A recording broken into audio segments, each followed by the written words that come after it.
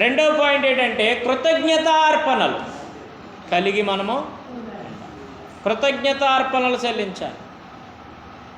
కృతజ్ఞతార్పణ అంటే ఏంటి? బైబిల్లో ఉందా అసలు? చెప్పండి. కృతజ్ఞతార్పణలు ఉన్నాయా? 100వ కీర్తన 4వ చరణం తీయండి. 100వ కీర్తన 4వ చరణం త్వరగా.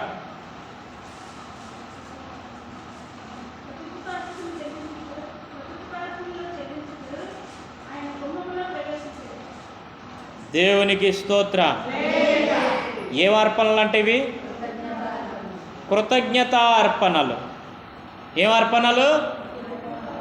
కృతజ్ఞతార్పణలు. మనమందరం ఏం చేయాలంట? కృతజ్ఞతార్పణలు చెల్లించాలి. ఎందుకు చెల్లించాలండి? ఎవరికి చెల్లించాలి? దేవుడెవరు? మర్చిపోయారు మళ్ళా మీరు. దేవుడెవరు? కృతజ్ఞతార్పణలు ఎవరికి చెల్లించాలి అంటే యేసయ్య అన్నారు. ఎవరికి చెల్లించాలంటే దేవుడికి అంటున్నారు. యేసయ్య వేరా, దేవుడు వేరా? తెలుసా మీకు? యేసయ్య వేరా, దేవుడు వేరా, తండ్రి వేరా, కుమారుడు వేరా, పరిశుద్ధాత్ముడు వేరా? దేవుడు ఎవరు అసలు? ఇంతకీ దేవుడికి ఒక పేరు ఉంది. చూడండి, ఇప్పుడు చదివారా? ఒక వచనం, 4వ వచనం, ఆ పై వచనం చదవండి. ఏటమ్మా? యెహోవాయే దేవుడని తెలుసుకొనుడి, ఆయనే మనలను పుట్టించెను, మనము ఆయన వారము, మనము ఆయన ప్రజలము, ఆయన మేపు గొర్రెలము. ఎవరు అంట మనం? ఆయన మేపే. మరి ఆడోడు గొర్రె అంటే ఆడి కోసం ఎందుకండి మనం వీడియోల మీద వీడియోలు చేసి ఆడి కోసం అదేదో పెద్ద బాధపడిపోతున్నాం. దేవుడే చెప్తున్నాడు సాక్షాత్తు, ఆయన మేపే గొర్రెలు అని దేవుడే చెప్తున్నాడు కదండి. స్పష్టంగా ఆయనే పలుకుతున్నాడు కదండి. ఎవడు గొర్రె అన్నాడని మనం ఎందుకు భయపడిపోవాలి? నిజంగా మనం గొర్రెలమే. వాక్యంను బట్టి మనం ఎవరో గొర్రెలమే. గొర్రె అంటే అలంకరణ భాష. అక్షరాన్ని పట్టుకుంటే అలా ఉంటుంది. మరి ఆడికి తెలియక అక్షర అలంకరణ మర్మము ఉంటుందంట ఈ వాక్యములో, బైబిల్లో. ఏంటంట? అక్షరం, అలంకరణ, మర్మము. ఈ 3 కాకుండా ఒకటే పట్టుకున్నాం అనుకో, అక్షరాన్ని పట్టుకున్నాం అనుకో, అనాలోచనమైన ఆలోచనలు వస్తాయి. ఖచ్చితంగా అక్షరాన్ని పట్టుకోవాలా, అలంకరణ కలిగిన భాషను పట్టుకోవాలా, ఖచ్చితంగా ఈ యొక్క మర్మంతో కూడినటువంటి విషయాన్ని కూడా మనము ఆలోచించాలి. దేవుని స్తోత్రం చెప్పండి. చెప్పండి గట్టిగా. హల్లెలూయా, హల్లెలూయా. 116వ దావీదు కీర్తన 17వ చరణంలో కూడా ఒక చక్కని మాట ఉంది. తీయండి త్వరగా. 116వ దావీదు కీర్తన 17వ చరణం. నేను నీకు కృతజ్ఞతార్పణలను అర్పించేదేను. దేవుని స్తోత్రం చెప్పండి. ఖచ్చితంగా అర్పించాలంటే అండి కృతజ్ఞత అర్పణల గురించి బైబిల్లో ఉంది. అందుకే 2 అన్నదమ్ములు పట్టుకెళ్ళారు దేవునికి అర్పించడానికి. చెప్పండి ఎవరెవరు? అమ్మా, ఎవరు అర్పణ దేవుడు అంగీకరించాడు? తమ్ముడు, చిన్నవాడు, సిద్ధపడినవాడు, దేవుని కొరకు ఎదురు చూచుచున్నవాడు, దైవ భయము కలిగినవాడు, దేవుని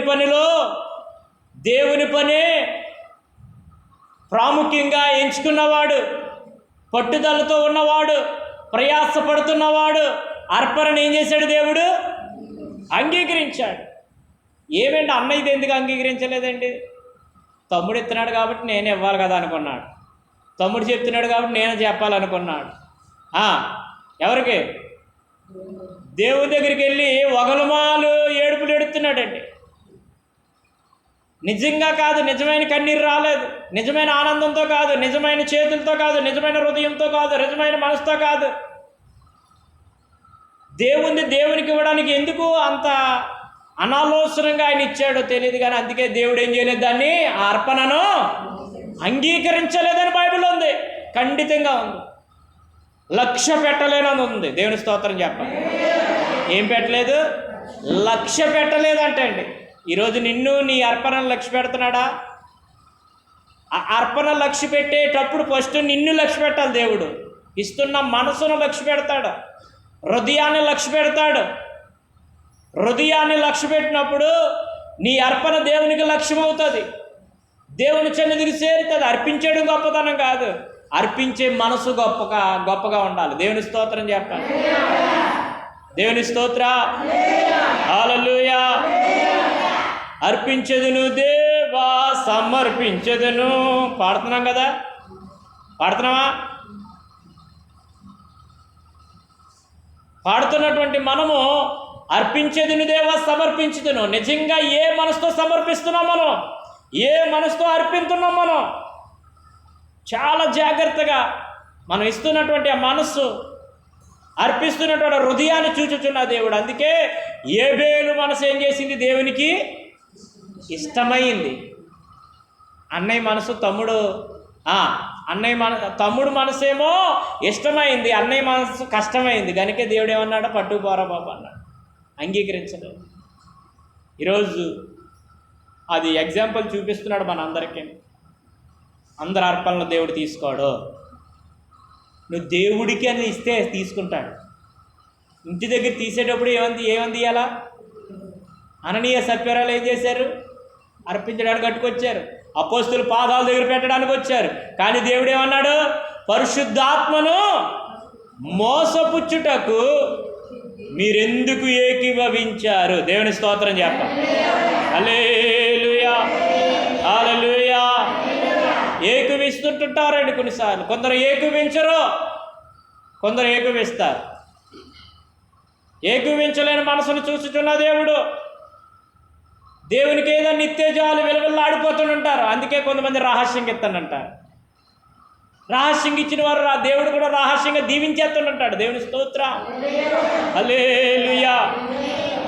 ఈ మధ్యకాలంలో పలపు సోమవారం వీళ్ళు ఆరాధన జరిగిందంటే కూతురికి తెలియకుండా తల్లి ఇస్తుంది, తల్లికి తెలియకుండా కూతురు ఇస్తుంది, వీళ్ళిద్దరికి తెలియకుండా మనవరాలు అట్టుకొస్తుంది. నాకు ఏమిస్తారో తెలియదు, ఇచ్చే వరకు తెలియదు, ఇంటికి వచ్చిన వరకు తెలియదు. ఇక్కడ చూడకుండా అయ్యారని మూట కట్టేసి బండిలో డిక్కీలు ఎట్టేస్తారు, అది తట్టుకొచ్చి.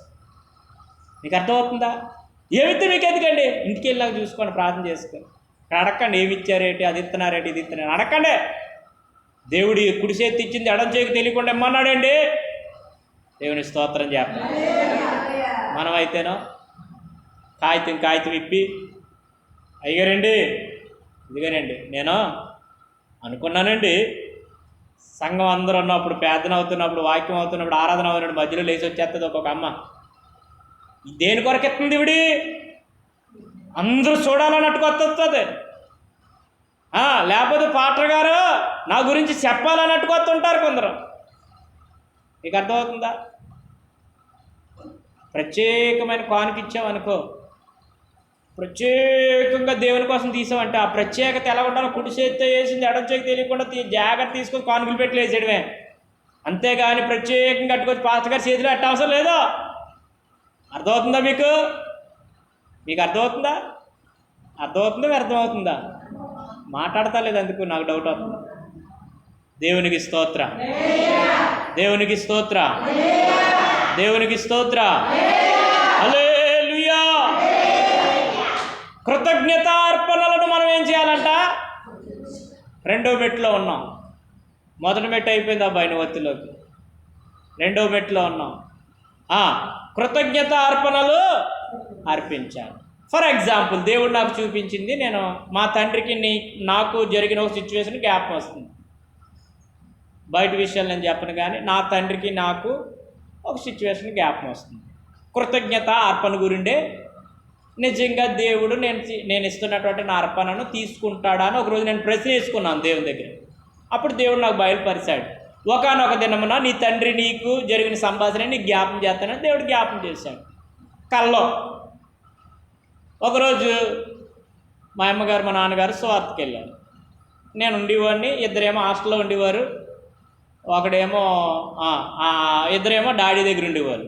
ఒకడేమో పెంపకానికి ఇచ్చేస్తాం, ఒకడేమో ముందు చనిపోయాడు. మొత్తం 6 అన్నదమ్ములు. అయితే సాల్మన్ రాజు నేను తల్లిదండ్రులను అంటు పెట్టుకుని ఉండేవాళ్ళు. పెద్ద అన్నయ్య రాజు అని అనేవాళ్ళు. 2007లో 2000 సంవత్సరంలో చనిపోయాడు. 16 సంవత్సరాల వయసు. ప్రియదర్శిని పబ్లిక్ స్కూల్లో చదివాడు. 4 యవనస్తులు నోట్లో గులుగులు పోసి చంపారు. అయితే ఈ చిన్నోడికి చిన్నప్పటి నుంచి కూడా డాడీ దగ్గర నేను ఉండేవాడిని కాబట్టి ఒక్కోసారి ఆయన స్కూల్ నుంచి బేగా వచ్చేవాడు కాదు. నేను ఉండేవాడిని ఒత్తుల్లోకి. నాకేం చేసేవాడు అంటే, డాడీ అన్నీ వచ్చి లోపల తినేయాలి లరా, అమ్మకు కూడా చూపించుకొని సీక్రెట్గా నా చేతులు ఎట్టేవాడు. ఏంటి స్పెషల్ రా సీక్రెట్ అట్టుకుపోయి నాకు గెస్ట్ హౌస్ ఒకటి ఉండేది ఇక్కడ, ఈ ప్లేస్లోనే. ఎదరేమో బెడ్రూము, ఎదరేం కిచెను, ఆ ఎదరేమో వరండా, ఈ వెనకాలేమో గెస్ట్ హౌస్. దాంట్లో రెప్పర్లతో కూడినటువంటి చెక్క మాంసం, చర్చి కట్టగా రెప్పర్లు మిగిలితే, తాటి దొక్కలు మిగిలితే దాంతో మంచం చేశారు మా నాన్నగారు. పెద్ద మంచం, ఇంకా ఒక 4-6 తేల్చాలి ఆ మంచాన్ని, మామూలుగా లెగదు. ఆ మంచం నా కోసం స్పెషల్గా. ఆ వెనకాల గెస్ట్ హౌస్లోకి వెళ్ళిపోయి గబాలు తినేసి మూతి తుడుచుకుని వచ్చి అనేవాడు. మూతి తుడుచుకుని వచ్చి అన్నవాడు ఇచ్చి సీక్రెట్కి ఇచ్చినవాడు ఊరుకోవాలి కదండి. కిటికీలోంచి చూసేవాడు బెడ్రూమ్లోంచి, నేను తింటున్నానా, లేకపోతే నేనేమన్నా గెస్ట్ హౌస్లో జోలికన్నా అందిస్తున్నానో, లేకపోతే ఎక్కడన్నా దాస్తున్నానో, దాసి కానీ మర్చిపోతానేటో అనుకుని మళ్ళీ నా తండ్రి ఏం చేస్తున్నాడో, నేను తింటున్నాను లేదో ఇలా కిటికీ తీసి చూస్తున్నాడు. ఒకటే కిటికీ ఉండేది, గెస్ట్ హౌస్కి అంతగా వెలుగు వచ్చేసి అది తీస్తే. అయితే చూస్తుంటే నేను చూశాను. నానా నువ్వా అన్నాను. పర్లేదు తినేరా అన్నాడు. తింటుంటే మళ్ళీ ఏమనుకున్నాడో ఇలా సై చేస్తున్నాడు. నా ఇంకా ఏమంటున్నాడు, నేను తింటుంటే ఏం చేస్తున్నాడు, సై తాగుతున్నాడు. నాకు ఇచ్చిన వాళ్ళు ఎవరు చెప్పండి, తండ్రి అనండి. ఇచ్చినాడు ఎవరు, తింటుంది ఎవరు, కుమారుడు అనండి. తెచ్చాడు ప్రేమతో, ఇచ్చాడు కుమారుడికి. తింటున్నప్పుడు మరలా ఏం చేశాడు, పరిశీలన చేశాడు, పరిశోధించాడు, మరలా చేయి చాపాడు, పరీక్షిస్తున్నాడు. అర్థమవుతుందా మీకు? పరీక్షిస్తుంటే నేను ఎడతానో లేదనుకుని కావాలి పరీక్షిస్తున్నాడు అనుకొని, నాకు ఎట్టాలని మనసు అయితే లేదు, చాలా ఇష్టం, తినేస్తున్నాను, గబగబ తినేస్తున్నాను. ఎంత బేరు తినేయాలంటే మళ్ళీ అక్కడ సైకిల్ బెల్ వినబడే లోపల తినేయాలి. నేను విమానం గేర్లు వచ్చేసేవాడు సైకిల్ మీద మా పెద్ద అన్నయ్య. ఆ సైకిల్ బెల్ వినబడ్డదంటే మా ఇక్కడ రాణి అని ఒక కుక్క ఉండేది, చనిపోయినా కూడా రాత్రి అంతా అది మెలుకున్నదండి. ఆ కుక్క ఉండేది. ఆ రాణికి ఎక్కడ మరిసెట్టి దగ్గర ఉంటుండగా ఇక్కడ పసికట్టేసేది, వచ్చేస్తున్నాడు నన్ను పెంచినోడని. గంతులేసి సరిచేస్తుండేది. వచ్చేస్తున్నాడు మా అన్నీ అనుకునే వాళ్ళు. అలాగా ఆ బెల్ల వినబడే లోపల నేను తినేయాలి, కంగారు తినేస్తుంటే నాన్న నెమ్మదిగా పిలిచి ఎట్రా ఏమన్నాడా, కొంచెం ఎట్రా అంటే నాకు ఇవ్వాలని మనసు లేదు. నాకెట్టి మళ్ళీ నన్ను అడుగుతున్నాడేంటి అని అనుకునే మళ్ళీ ఇవ్వకపోతే రేపు తేడేమో. చూసారా, మీకు అర్థమవుతున్న విషయం? ప్రాక్టికల్గా దేవుడు నాకు నేర్పించాడండి. ఒకవేళ నేను ఇప్పుడు ఇవ్వకపోతే రేపు తేడేమో, ఇంకెప్పుడు తేడేమో, నా మీద కోపం వచ్చేస్తుందేమో, ప్రేమ పోతుందేమో అనుకుని నేను యాక్చువల్గా ఒకటి ఇద్దాం అనుకున్నాను మనసులో. మళ్ళీ నాకు సాలో కదా అనుకుని ఒక్కొక్కరం మామూలు ఓపోండి కాదండి, బొగ్గల్లో ఎట్టుకుని తినేసేవాడిని అండి. అందుకే చిన్నప్పుడు చాలా లావుగుండేవాడిని. నన్ను ఈ 5 అన్నదమ్ములు నాకు బాగా మేపేవారు. అందరు గుడ్లు అట్టుకొచ్చి నాకేసేవారు. ఒక గుడ్డు 5 ముక్కలు చేసేసింది మా అమ్మగారికి. ఇక్కడే ఉన్నారు, దేవుని స్తోత్రం చేస్తాను. కానీ దేవుడు చూడండి, ఆ తండ్రి పెట్టింది మరలా కుమారుని అడుగుతుంటే కుమారుడు యొక్క మనస్సును ఏం చేస్తున్నాడు, పరీక్షిస్తున్నాడు. నిజంగా తినడానికి కాదు. అయినప్పుడు నేనేం చేశాను, గుప్పుడు తీసి ఇచ్చేసాను. ఇచ్చేస్తే ఇలా చేతిలో పట్టుకొని కళ్ళంట నీరు కారుతున్నాడండి తండ్రి. అవేంటో తెలుసా? నిజమైన బాధతో వచ్చిన కన్నీరు కాదు, ఆనంద బాష్పాలు అంటారు. సంతోషం వచ్చినప్పుడు ఏడుస్తున్నట్టు కనబడతారు మనకి. కన్నీరు కారుతున్న పొంగిపోతున్నాడు. ఎట్టడనుకున్నాను నా కొడుకు, నేను తెచ్చింది నేను పెట్టింది మళ్ళా ఆయనకి ఎందుకు పెట్టాలని అనుకోలేదు. అడిగినట్టు ఏం చేశాడు, నాకు పెట్టాడు. కాబట్టి ఈసారి ఇది కాదు, ఇంకా దీనికంటే మంచి వెరైటీది దేవుని స్తోత్రం చేస్తాను. కృతజ్ఞత అర్పణ అంటే అదే. అర్థమవుతుందా? మన తండ్రి వినండి, మన తండ్రి మనకు దేవుడు ఏం చేశాడు? ఆరోగ్యం ఇచ్చాడు, జన్మం ఇచ్చాడు, మేపుతున్నాడు. చదవం కదా ఇందాక, ఏటేటి చేస్తున్నాడు ఆయన? చెప్పండి, చదవండి ఒకసారి. యెహోవాయే దేవుడు అని మీరు తెలుసుకోనండి. రెండేటుంది, మనము ఆయన వారము, ఆయన మేపు గొర్రెలము. అంటే ఫస్ట్ మనం సృష్టించిన సృష్టికర్త మనకు తండ్రి అయి ఉన్నాడు. తర్వాత మనము ఆయన బిడ్డమని గ్రహింపు ఉండాలా. 3, ఆయన మనకు మంచి ఆహారం పెడుతున్నాడు, జీవాహారం, వాక్యం అనే ఆహారం, శారీరక ఆహారం ఇంత పెడుతున్నప్పుడు మరలా ఇచ్చిన దాంట్లో ఒకవేళ దేవుడు ఇమ్మంటే మనం ఎందుకు సందేహిస్తున్నాం? నేను కానీ ఆ రోజు సందేహిస్తే మరలా నేను ఈ స్థాయికి వచ్చుదినా? ఈరోజు ఇంత మంచి ఆహారం నా ఇంట్లో నేను తిందునా? నా రెక్కలు ఇంత బలంగా ఉండునా? దేవుడు నన్ను ఈ రోజున ఇలాగా అనేకమైన ప్రాంతాల్లో వాడుకున్నా? లేదే. నా గుణం ఏంటో బయటపడి, నా మనసు ఏంటో బయటపడి, నా తండ్రికి కోపం వచ్చినే నేను పనికిరాని వాడినైపోదును కదా. ఒక పనికొచ్చే పాత్రగా నన్ను చేయడానికే నన్ను కన్నా నా తండ్రి ఏం చేశాడు? ఆ రోజున పరిశీలన చేశాడు, పరిశోధించాడు, పరీక్షించాడు. 3 ఆటలు ఏం చేశాను నేను? చెప్పండి ఏం చేశాను? గెలిచేశాను. కాబట్టి ఈరోజు చాలా చాలా చాలా నాకు నచ్చిన ఆహారాన్ని దేవుడు నాకు మేపుతున్నాడు. దేవుని స్తోత్రం చెప్పండి. మనల్ని సృష్టించినటువంటి దేవుడు, మన దేవుడు ఎవరు? యెహోవాయే దేవుడని తెలుసుకోండి. యెహోవాయే దేవుడు అని తెలుసుకోండి. 2వ మెట్టులో ఉన్నాం. కృతజ్ఞత అర్పణ అంటే ఏంటంటే అర్థమైందా మీకు? ప్రాక్టికల్గా చెప్పాను మీకు. దేవుడు ఇచ్చింది మరలా దేవునికి ఇవ్వాలి. మనం చదవండి. వారు కృతజ్ఞత అర్పణలు చెల్లించుదురుగాక. కృతజ్ఞత అర్పణలు చెల్లిస్తే ఉత్సాహమైన కార్యాలు దేవుడు చేస్తాడు, అవి ప్రకటిస్తారంట. దేవుని స్తోత్రం, హల్లెలూయా. అదే 116వ దావీదు కీర్తనలు 12వ శరణములు అంటాడు కదా, యెహోవా నాకు చేసిన ఉపకారములన్నిటికీ నేను ఆయనకి ఏమి చెల్లించేదను? రక్షణ పాత్రను చేతపుచ్చుకొని యెహోవా నామమున ప్రార్థన చేసేదను, యెహోవాకు నా మొక్కుబళ్ళు చెల్లించేదను, ఆయన ప్రజలందరి ఎదుటనే చెల్లించేదను. దేవుని స్తోత్రం చెప్పాలి. ఖచ్చితంగా మనం కృతజ్ఞత అర్పణలు చెల్లించాలి. ప్రతి దాంట్లో కృతజ్ఞత కలిగి ఉండాలి. పోపులోను పుదీనాలోను ఏమంటున్నాడు?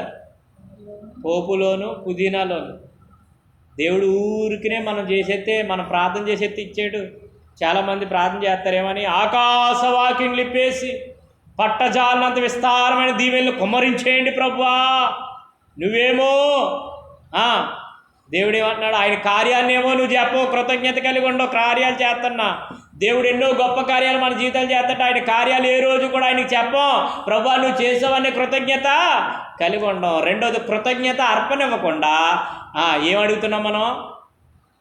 చెప్పండి ఏమడిగేస్తున్నాం? ఆకాశవాకిని లిప్పేయండి ప్రభువా, పట్టజాలంతా దీవెలను కుమ్మరించేయండి, దెమ్మరపోసేయండి, మూటగట్టేసి అడిసేయండి ప్రభువా. దాచేసుకుంటాను, అటుకు మీద దాచేస్తాను, ఇత్తడి బిందులు ఉన్నాయి బాబు, దాచేస్తాను. ఆయన చెప్తాడు, నీకు దాచేసుకుంది. కానీ క్రియ చేయాల.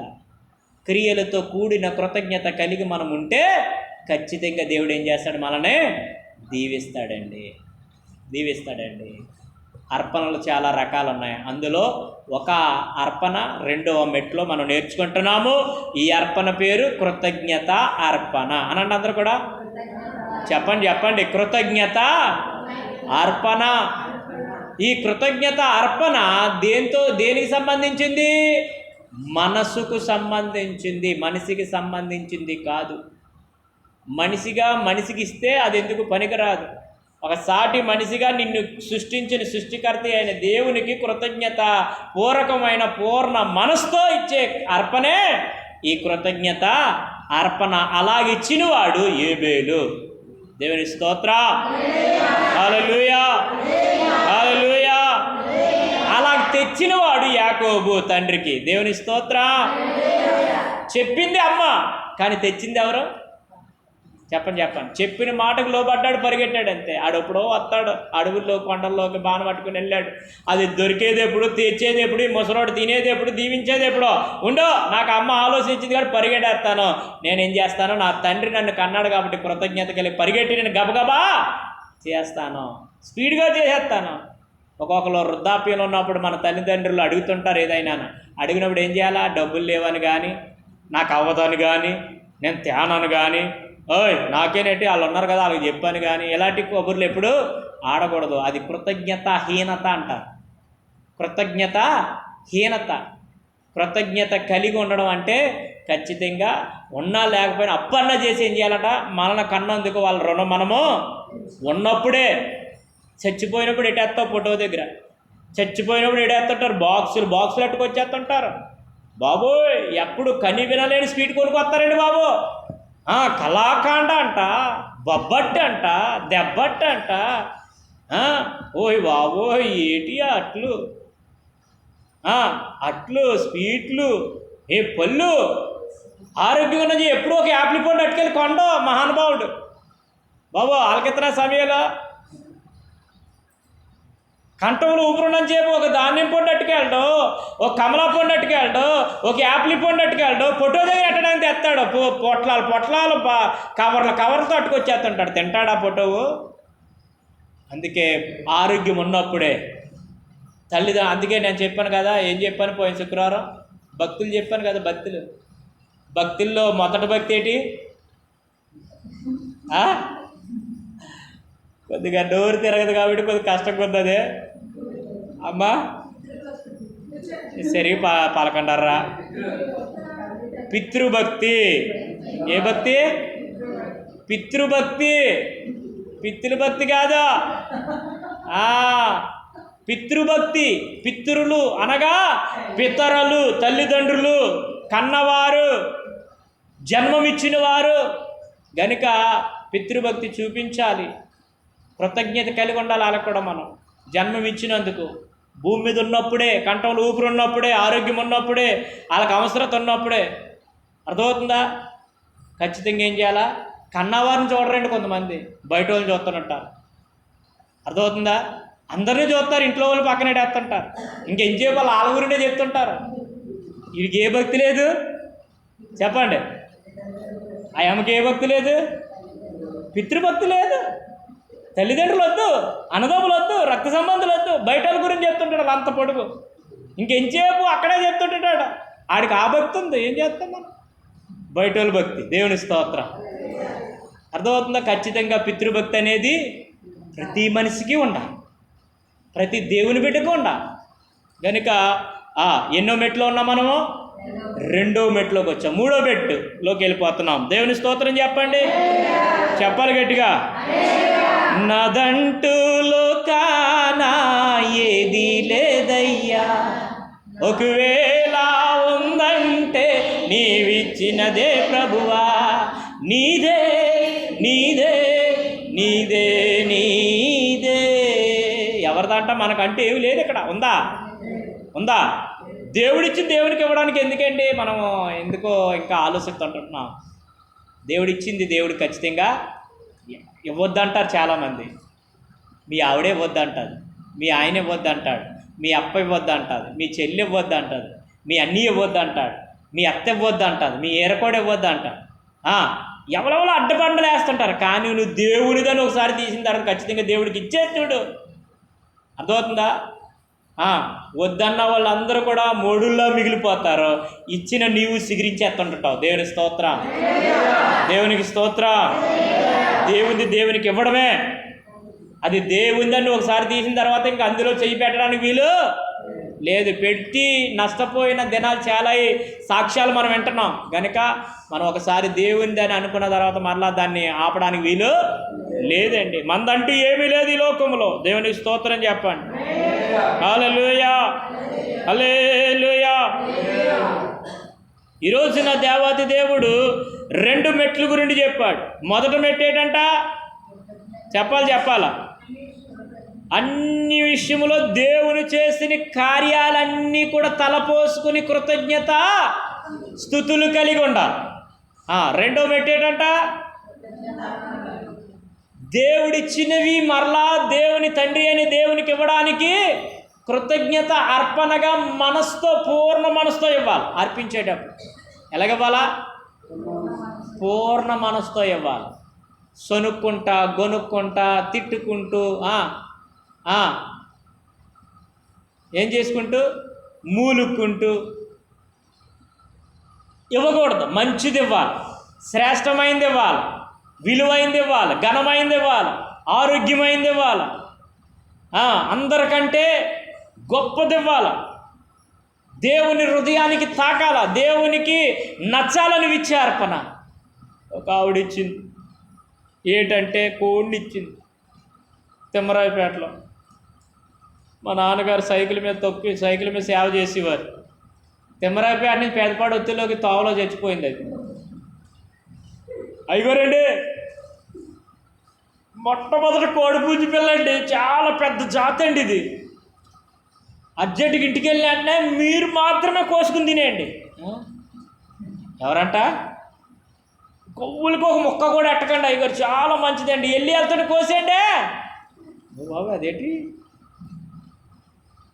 అంతా గుప్పుడు పిల్ల, గుప్పుడు మాసం అవుతుంది.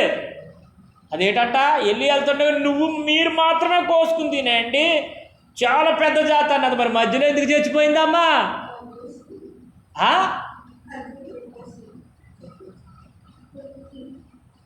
అదేంటండి? కృతజ్ఞత అర్పణ అంటే అలాంటిది ఇస్తారా?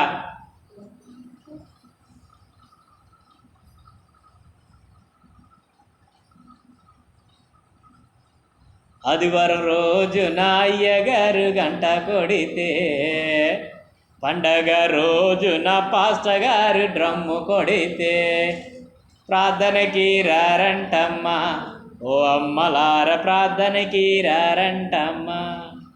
బాగానే వచ్చారు, ఎందుకు రారు? వచ్చి మరి మీరంగా వచ్చారే అమ్మా, మరి పిల్లలేరమ్మా అంటే, పెద్ద అబ్బాయి పేకటకి వెళ్ళాడు, ఓ అయ్యగారు చిన్న అబ్బాయి సినిమాకి వెళ్ళాడు. ఎవరు చిన్న అబ్బాయి? వాళ్ళు ఎవరు? చిన్న అబ్బాయి ఎవరు అంటున్నారు? దేవునికి స్తోత్ర. ఈ పాట నాదే, మరి గోగులు దోల్ది కాదు.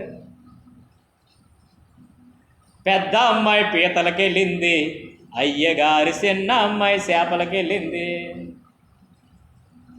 పిల్లలు ఏం రాలేదంటే ఈ సాగులు చెప్పేవారు. ఈ లోపల కుళ్ళిపోయిన కొబ్బరికాయనా, అరిగిపోయిన 5 పైసలు అట్టుకొచ్చేవారంట. ఎక్కడికే దేవుడు ఏం అర్పణలు ఇమ్మన్నాడు? హృదయపూర్వకమైన కృతజ్ఞత అర్పణ ఇమ్మంటే వీళ్ళు ఏమట్టుకొస్తున్నారు? మాగిపోయినా, అంటుపండు, కుళ్ళిపోయిన కొబ్బరికాయ, అరిగిపోయిన 5 పైసలు, చిరిగిపోయిన రూపాయి కాగితం. ఎవరికే చెప్పండి? ఎవరికే? దేవుడికండి బాబు. యెహోవాయే దేవుడు అని తెలుసుకున్న ఈ ప్రజలు ఇలాంటి అట్టుకొస్తే వారు ఏమైపోవాలా? దేవుడు ఏం చేసేయాలా? ఈ తీసేసుకుని ఏంటి? కుళ్ళిపోయిన కొబ్బరికాయనా, మాగిపోయిన అంటుపండును, అరిగిపోయిన 5 పైసలను, సిరిగిపోయిన రూపాయి కాగితమును, రేపో బాబో ఒక క్షణంలో చచ్చిపోయి కోడి పిల్లలు ఇచ్చేస్తే దేవుడు ఏం చేసేయాలి? వాళ్ళకి ఆకాశవాకిళ్ళు నింపేసి పట్టజాల దీవులు కొబ్బరిచ్చేయాలి, దెబ్బలు పోసేయాలి, మూట కట్టి అటు చేయాలి, దాచేసుకుంటారు ఇత్తడి బిందులో. దేవుని స్తోత్ర. ఎక్కడి నుంచి? ఆకాశవాకిళ్ళు ఇప్పేళ్ళకే. అమ్మ బాబోయ్, నెమ్మది లేకుండా విస్తారమైన ధనముండుట కంటే యెహోవా యందు భయభక్తులు కూడా కొంచెము కలిగి ఉంటే మేలు. దేవునికి స్తోత్రం. ఆడికి నిద్ర పట్టలేదండి, డబ్బున్నవాడికి నిద్ర పట్టదు, నెమ్మది ఉండదండి. ఎందుకండి? అంతుంటే సుఖమేముంది? ఏమండి? నెమ్మది ఉండదు. ప్రశాంతంగా, ఆరోగ్యంగా, క్షేమంగా ఉన్నవాడు కొంచెం ఉన్న చాలు. ఇంట్లో ఈ దేనికి అవసరం అది ఉంటే జరిపాలి. దేవుని వాక్యమే స్థిరం, మన నోటి మాటలు కాదు.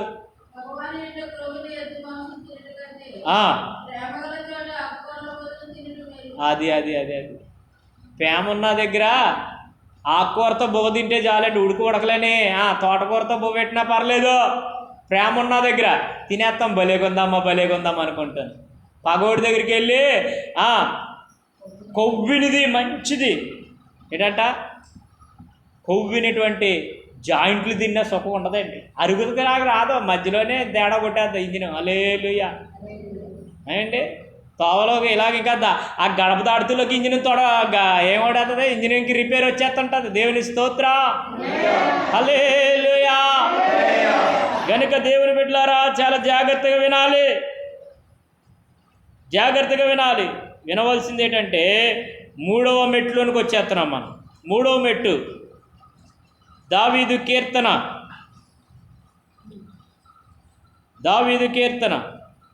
116వ దావీదు కీర్తన 16వ చరణం ఒకసారి చూద్దాం.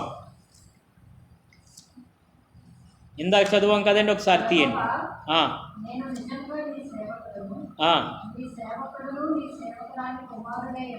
ఆహా,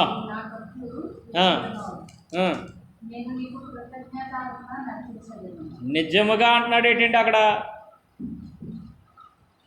ఏమంటున్నాడు? ఏం చదివారమ్మా మీరు? నేను నిజముగా ఏంటి మరి? అబద్ధమైన సేవకులు కూడా ఉంటారా? సమయాలు ఇలాంటి వాళ్ళు ఏమైనా కనపడ్డారా నీకు? నిజముగా నీ సేవకుడు అన్నాడేంటి? అబద్ధంగా సేవ చేసే వాళ్ళు కూడా ఉంటారేమో. ఉంటారా? దేవుడి పేరు పెట్టుకొని, బైబిల్ని అడ్డు పెట్టుకొని, సర్టిఫికెట్లు అడ్డు పెట్టుకొని. మొన్న వచ్చాడండి, ఏటుకొప్ప కట్ట అయింది. నాకు బాగోలేనప్పుడు వచ్చాడు, ఇంట్లోకి వచ్చాడు నేరుగాను. వచ్చేసి అంటున్నాడు, అయ్యగారు బాగోలేదండి, మరోసారి వస్తానులేండి, అయితే నేను ఒక పని మీద వచ్చానండి, ఈ ఊర్లో మా చుట్టాలు ఉన్నారండి, అదండి ఇదండి అన్నాడు.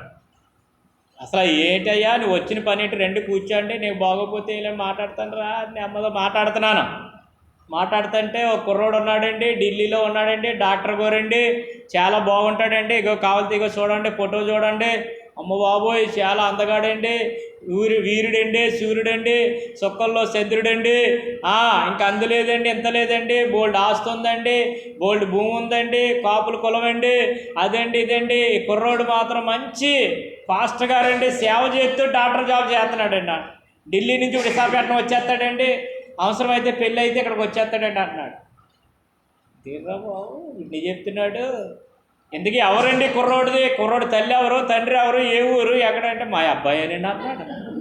ఊరితో అసలు నువ్వెవరు అంటే నేను పాటగారిని అన్నాడు ఫస్ట్, తర్వాత ఏమో నేను స్వార్థికిని అన్నాడు, తర్వాత ఏమో నేను మ్యారేజ్ బ్రోకర్ని అన్నాడు. ఊరు ఇంతకీ ఎవడురా నువ్వు అన్నాను.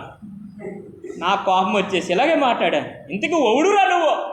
అదేంటండి బాబు అత్త మాటాలే సార్, ఎవడు మరి ఇంతకీ ఎవడు నువ్వు? దేవుడు పేరు పెట్టుకున్నావు, కొడుకు పాటర్ అంటున్నావు, డాక్టర్ అంటున్నావు.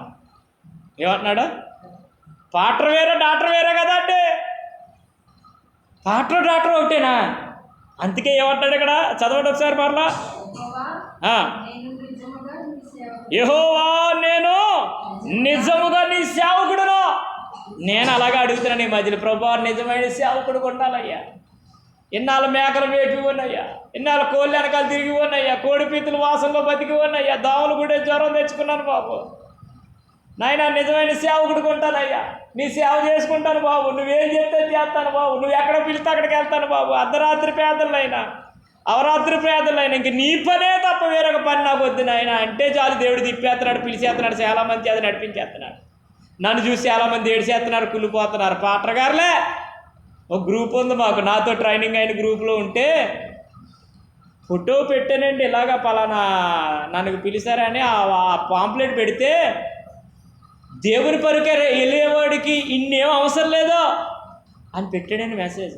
ఆడు కుళ్ళిపోతున్నాడు, ఆడు చెప్పాడు కదా.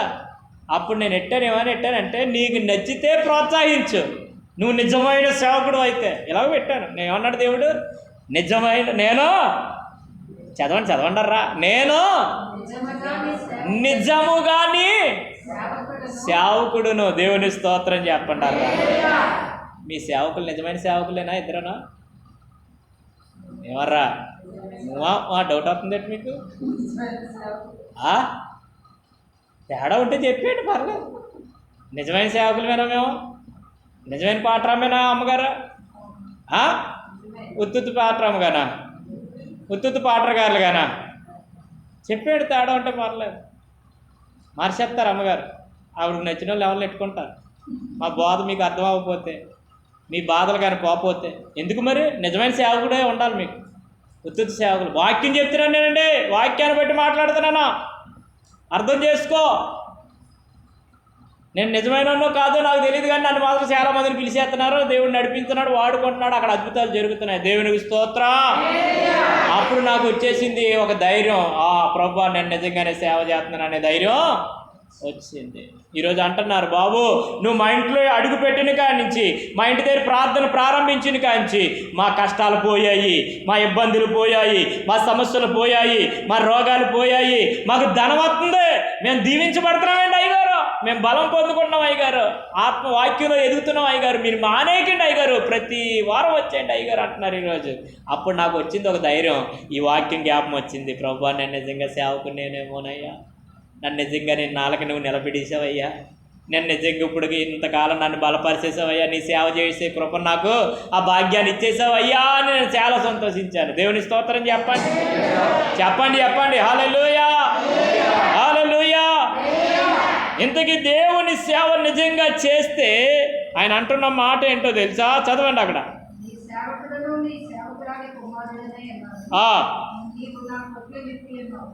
నా కుట్లు కాదమ్మా,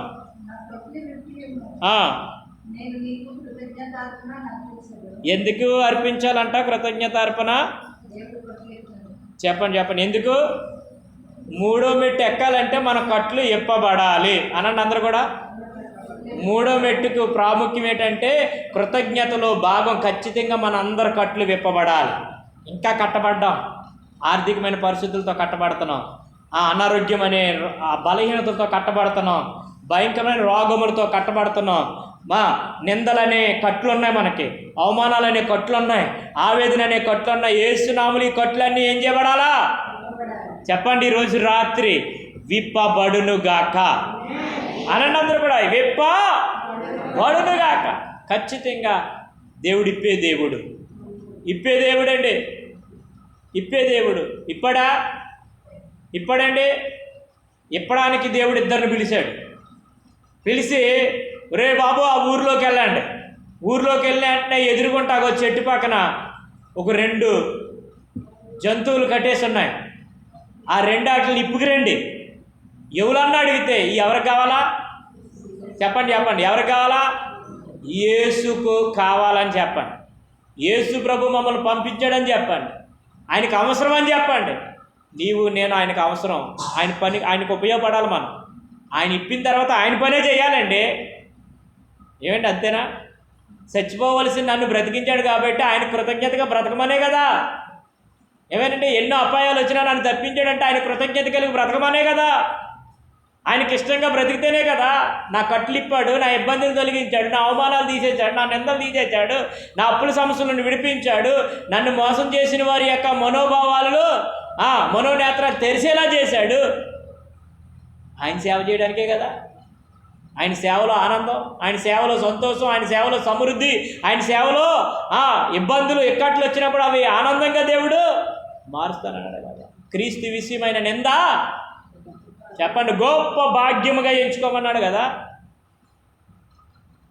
అల్పకాల పాప భోగమును అనుభవించుకంటే క్రీస్తు విషయమైన నింద మేలని ఎంచుకోమన్నాడు. దేవుని స్తోత్రం. హల్లెలూయా, హల్లెలూయా, హల్లెలూయా. చెప్పండి, చెప్పండి, మన కట్లు ఇప్పబడాలి అనండి అందరూ కూడా. మన కట్లు ఇప్పబడాలి. ఇప్పబడకపోతే మనం ఏం చేయము? దేవుని వైపు త్రిప్పబడము. దేవుని స్తోత్రం చెప్పాలి, చెప్పాలి గట్టిగాను. అందరూ చెప్పలేదు అనుకుంటున్నాను నేను, అందరూ చెప్పలేదు అనుకుంటున్నాను నేను. దేవునికి స్తోత్రం, దేవునికి స్తోత్రం. ఖచ్చితంగా మనం అందరం కూడా ఏం చేయాలంట? దేవుని వైపు త్రిప్పబడాలండి, త్రిప్పబడాలి. త్రిప్పబడకపోతే ఖచ్చితంగా మనం ఏమవుతామంటే, మొదటిదేమో దేవుడు చేసిన కార్యాలన్నీ కూడా మనస్సుపూర్వకముగా దేవునికి కృతజ్ఞతాస్తుతులు. రెండవది ఏంటి? కృతజ్ఞత అర్పణలో హృదయపూర్వకముగా ఏం చేయాలి? దేవునికి చెల్లించాలి. మూడవది ఏంటంటే దేవుని సేవ నిజముగా చేయాలి. చెప్పండి. దేవుని సేవ అంటే సేవకుడు ఒకటే చేసేది కాదంట. సేవ అనేది సంఘం అంతా చేసేది. అనండి అందరూ కూడా. సేవ అనేది సంఘములో ప్రతి ఒక్కరు కూడా చేసేది సేవ. వంట వండుతుంది పీబే గారు, అది దేవుని సేవ. తడిగుడ్డు పెడతారు పాస్టమ్లో, దేవుని సేవ. గిన్నెలు తవ్వుతారు భక్తులు, దేవుని సేవ. కుర్చీలు వేస్తారు కొందరు, దేవుని సేవ. మ్యాటీలు వేస్తారు కొంతమంది, దేవుని సేవ. పొట్లన్నీ కూడా కొడుతుంటారు కొందరు, దేవుని సేవ. ఇదంతా సంఘములో ఏముండాలా? అన్నీ కలిపితేనే సేవ అవుతుంది. ఏదో ఒకరు చేసుకుని పోయేది కాదు. ఈ సేవ ఎవరిదంటే దేవునిది. అనండి అందరూ కూడా. చెప్పండి. ఎవరిదంటే ఈ సేవ? దేవుని.